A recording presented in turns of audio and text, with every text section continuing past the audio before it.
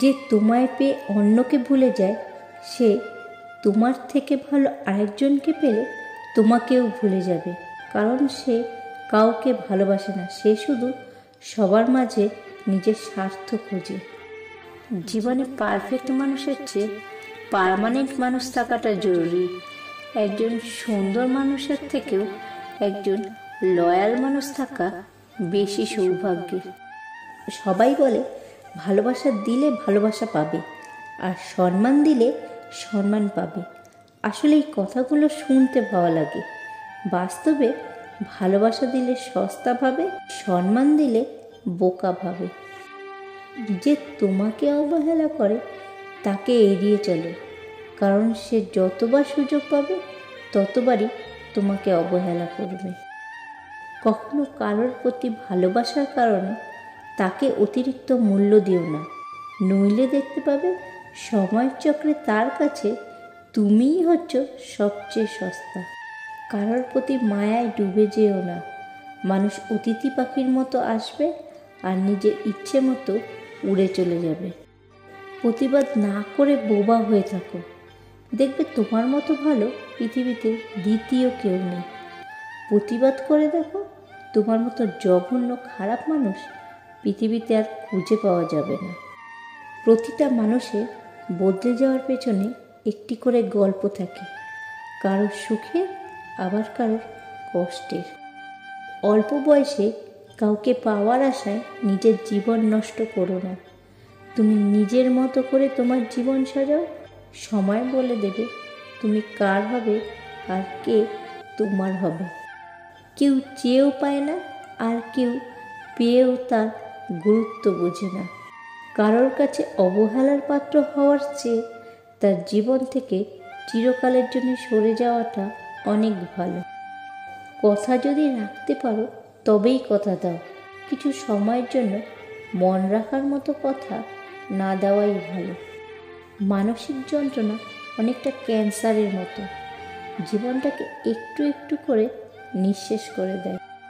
জীবনে চলার পথে অনেকের সাথেই কথা হবে, পরিচয় হবে, সম্পর্কও হবে, এবং তারা সেই সম্পর্ক একসময় ভেঙে দিয়ে চলেও যাবে। সেজন্য মন খারাপ করার কিছু নেই। সব কিছু ভুলেই আমাদের সামনে এগিয়ে যেতে হবে।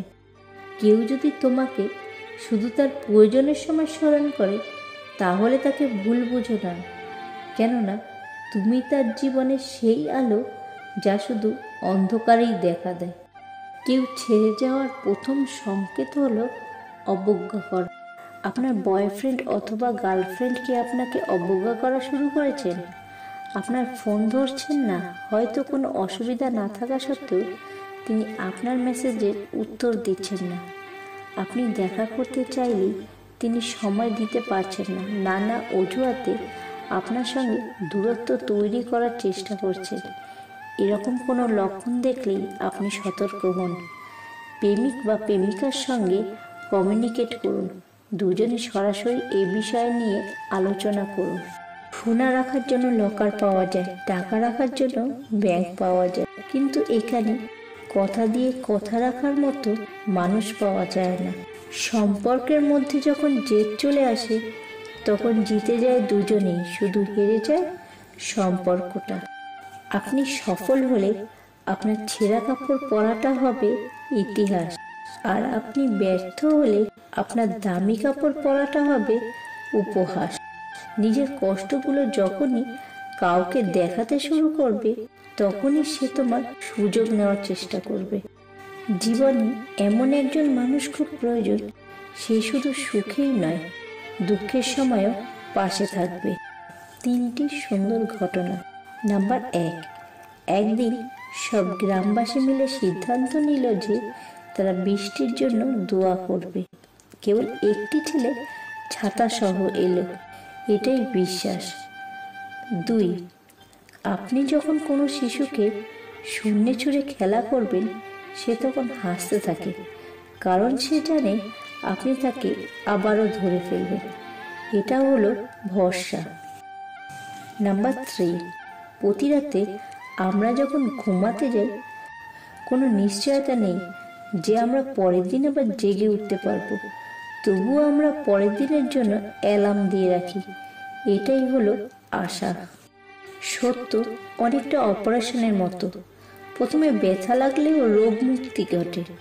আর মিথ্যা অনেকটা পেন ক্লিয়ারের মতো, হয়তো সাময়িক স্বস্তি দেয় কিন্তু পার্শ্ব প্রতিক্রিয়া মারাত্মক।